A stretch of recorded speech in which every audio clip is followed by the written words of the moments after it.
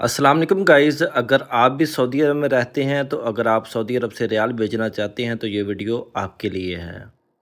इस वीडियो में हम आपको बताएंगे कि सऊदी अरब में कौन सा बैंक कितना एक्सचेंज रेट दे रहा है।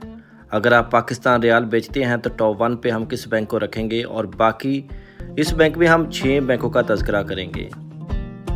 टॉप 1 पे हम जिस बैंक को रखेंगे इस वीडियो में हम आपको बताएंगे और बाकी बैंकों के एक्सचेंज रेट के बारे में आपको मालूमात दी जाएगी।